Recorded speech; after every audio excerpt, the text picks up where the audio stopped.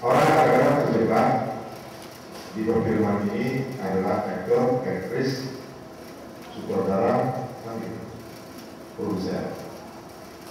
Padahal sangat banyak sekali yang lain bisa kita bekerja itu kalau cocok dengan hati kita. Artinya kita mencari bidang-bidang yang cocok. Kita mulai saja dari organisasi. Organisasi dari organisasi apapun, dari RT sampai ke presiden, itu namanya organisasi. Saya punya 6 jam tentang sejarah-sejarah perjuangan di Indonesia ini. Surabaya, 10 November,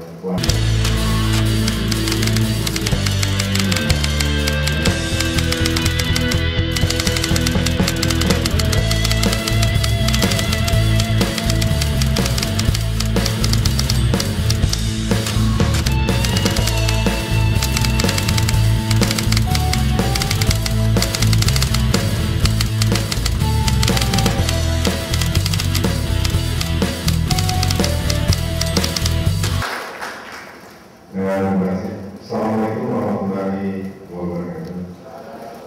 Pak Agus yang saya cintai, Ketua kita, Senaki, Pak Sataro dari Direktorat Film, beliau juga saya baru tahu belakangan, tetapi jauh gitu, cuman kurang dipromosikan.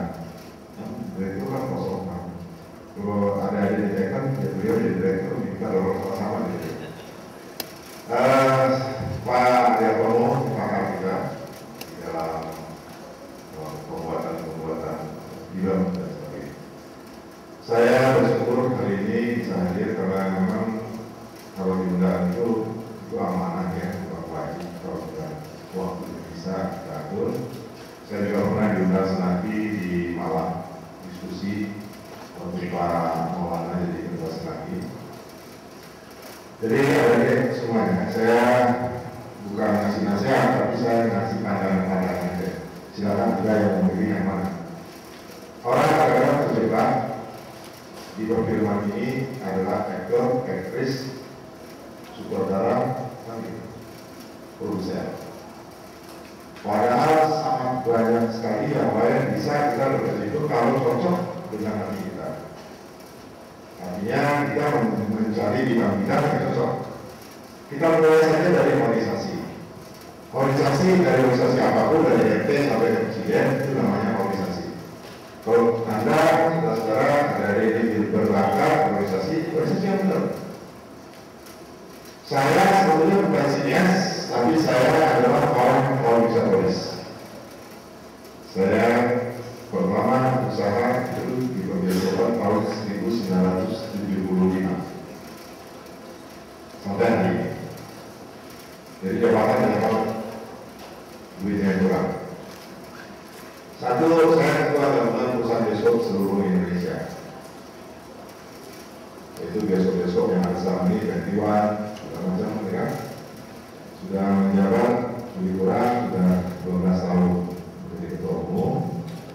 Kedua, jadi ketua Yayasan Pusat Perfilman Haji Usman Ismail, di mana ada divisi, salah satu divisinya adalah Sinematek Indonesia. Yang satu lagi adalah SDM juga, itu pendidikan. Kemudian di BPW saya menjadi ketua komisi D, membidangi termasuk hal-hal yang berkaitan dengan bioskopan, dengan peraturan perundang-undangan, dan sebagainya. Saya mantan juga ketua DPW setelah selama jalan. Dulu banyak sekali sih, tapi yang dipimpin cara kaya, yang dipimpin betul-betul kaya, gitu kan? Kaya hatinya aja. Jadi saya memberikan pandangan satu kepada dari semuanya. Satu, mau berbicara yang benar, jangan setengah hati. Kalau minta apa, dia datang. Kalau ada kegiatan, dia harus ikut campur, memberikan kontribusi pemikiran, tenaga, dan sebagainya. Kedua adalah menjadi penting, urusannya Pak Akis, Pak Yakomo mau sebagai sinias membuat film. Membuat film ini adalah yang kota pendidikan yang ada, yaitu di Jakarta Tengah. Kemudian di situ bisa juga di Yayasan Pusat Perfilman Usman Ismail yang di Kuningan, itu juga manajemen film, bagaimana cara kamera, bagaimana macam-macam. Itu ada yang 6 bulan, ada yang 9 bulan. Kemudian kalau belajar sebagai pemain, ya rasa bisa juga di tempatnya Samudra Jaron di Kebun Kacang. Jadi tinggal Anda memilih mana, atau Anda menjadi pedagang film, yaitu menjadi pengusaha bioskop, menjadi distributor, dan macam-macam. Itu salah satu yang harus dipikirkan. Kemudian saya minta difokuskan di apresiasi. Kalau kita lihat apresiasi, juga terbagi-bagi juga, terkotak-kotak juga.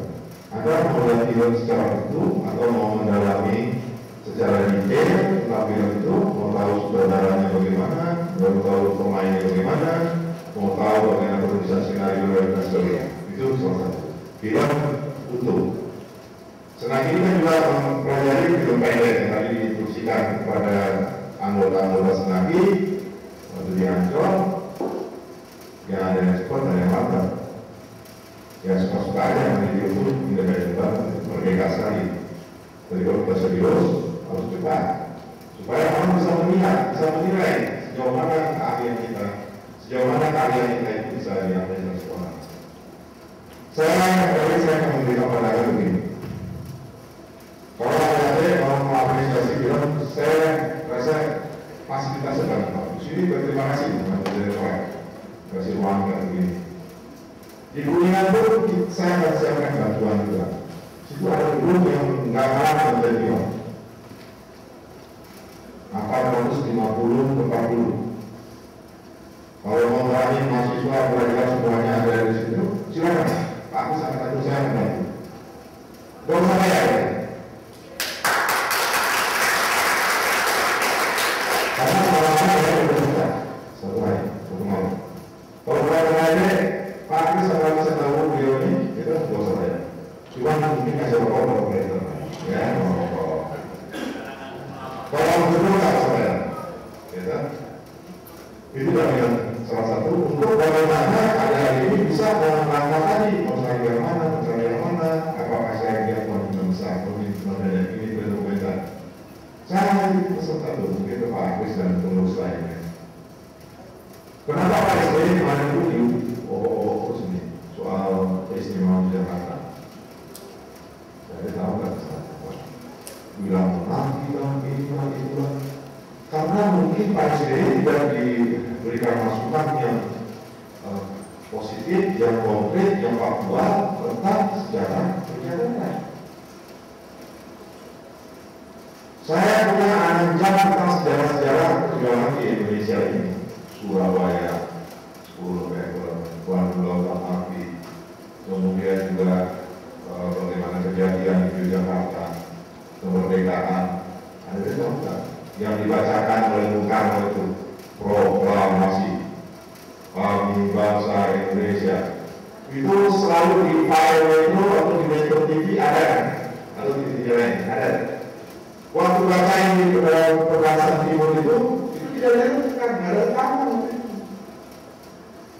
Rekamannya itu setelah kedaulatan tahun 50 di RRI. Bung Karno direkam, diulang. Nah ini hanya pengetahuan kecil ini, tapi kalau kita untung, disitulah timbul nasionalisme kita akan betul-betul menggelora. Tanpa ada perasaan, dengan kesadaran. Karena nasionalisme tidak bisa dipaksakan, tidak bisa diberi indoktrin, tapi diberi kesadaran, pengertian, jangan tunduk. Kemudian waktu membayar itu juga, jam 10. Jam 10 kurang 15 menit, 10 menit.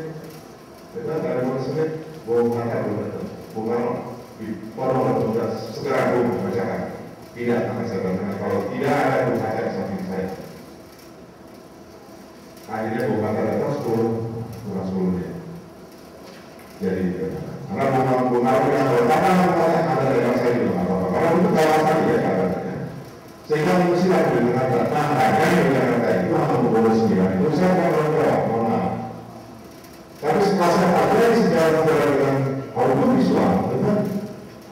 cerita-cerita yang terdapat dari buku ditulis orang dan kita lihat gambarnya itu lebih afdol. Tidak bisa diselewengkan. Tapi kalau kita tidak tahu, begitu dia yang dirilis, mau kawin dari zaman ini itu bukan repot, mau dibuang ke belakang itu, agresi itu, mau ke belakang. Film-film ini saya sudah menyampaikan ke beberapa orang-orang yang punya kompetensi, yang punya kepedulian. Saya akan restorasi, bisa dikalorkan, kemudian diedit yang bagus, itu menjadi apresiasi untuk anak bangsa kita. Bahwa kita tahu dari mana asal usul kita itu, bagaimana orang-orang nenek moyang kita dulu itu berjuang, bagaimana mereka berkumpul terlihat di audiovisual. Itu tahu. Saya punya rencana mungkin ada yang narator yang bagus, suaranya bikin ilustrasi musik yang bagus, kemudian narasumber sejarawan yang ada untuk sama-sama dibahas gambar itu. Tapi tidak mengajar bergambar itu, gitu. Itu sama. Kalau kita lihat perjuangan kita semua ini dari untuk audiovisual, gitu, baru mungkin ada yang nangis. Mungkin tahu nggak Bung Karno jatuhnya bagaimana? Karena cerita di koran, di buku, begitu kita lihat audiovisual yang di situ kita ada hati kita sedih melihat. Pemimpin besar revolusi, panglima tertinggi, Presiden Republik Indonesia, proklamator dan sebagainya. Pakai paspor. Ditanya oleh orang asing, Bung, Anda katanya mau ini kenapa yang meninggalkan di sana? Itu di atas ada Pak Harto yang pakai tentara, pakai pet, itu namanya PDL, pakai jasa pangan, gitu ya, pakai tongkat, itu dia. Tidak ada satupun makhluk yang mau tetap membongkar ketika itu. Takut. Sehingga membongkar kembalikan hasilnya kepada wartawan-wartawan. Ini bentuk film, adik-adik. Bukan cerita kosong. Kemudian bagaimana hubungan Malaysia bisa rukun. Dikirim lagi dulu, ada Proklamator, ada Besar, kemudian Wakil Perdana Menteri Muhammad Razak datang ke Jakarta. Setelah berunding dengan kembali di Thailand, kita pakai pesawat Hercules dan sebagainya. Beni Nurmani, pembangunan di bukannya di istana, tapi di EDHD. Bung Karno Pascal di istana, tapi sudah berani yang berpasangan Papua. Ironis, sangat tragis, tapi itu sejarah kita. Jadi kalau bahasa hukum, saya kira kalau aku saya kemarin kasih bahasa perjuangan di Jawa aja. Kalau saya kemarin mungkin perjuangan di Sumatera aja, tapi kalau film tidak bisa dibohong. Itu semuanya. Misalnya, ini satu program kita bersama, ya, untuk bagaimana mengenal jati diri bangsa ini bukan melalui slogan-slogan, tapi melalui penyadaran, melalui audiovisual. Mari kita bahas nanti kalau sudah selesai nanti. Saya perlu benar lagi. Dilebarkan lagi nanti forumnya, ya, ini total kita depan. Bagaimana menulis seperti itu? Kita menulis bagaimana menulis. Anda kan tak tahu menulis ajar dulu orang-orang Islam, orang-orang yang beragama, karena menulis tidak beragama. Nah, semua berbentuk audiovisual. Termasuk juga bagaimana Bung Karno meninggal itu pakai dikirim ke berita dan seterusnya, itu ada semua video. Jadi itu komunikasi dari saya. Mohon maaf, saya bukan menggurui, tapi saya merasa terpanggil hati saya untuk ini diserahkan kepada anda juga, pengajar baca, mahasiswa-mahasiswa, supaya anda punya bekal ke depan. Ternyata pemimpin kita juga kayak sekarang jauh. Dulu mulai dulu Bung Karno dengan sambil romanasi dan sebagainya, tapi mereka betul. Katanya Indonesia dulu dijajah oleh Belanda. You tahu nggak gambar dengan sambil dengan pakat dengan Belanda itu nggak begini, nah, dia begini di meja. Itu Belanda yang ngomong. Artinya apa? Mereka punya mentalitas, mereka punya motivasi yang luar biasa. Kalau 2025 ada pemilu yang terbaik seluruh Republik ini adalah tahun 2025. Kenapa tidak baik? Sangat demokratis, sangat akur, sangat hukum. Baris sini NU sama ada PNI, apa itu bagaimana? Kalau kita beda, itu film, ya, itu patut kita contoh. Jadi jangan dendam di situ. Ini bekal mungkin insya Allah kalau buat yang bagus kemasannya, ya tentu harus didukung oleh pemerintah. Dan bahwa bagaimana pemerintah mendukung ini yang dikatakan film merupakan satu alat yang paling ampuh untuk propaganda sekaligus juga membentuk jati diri massa. Demikian,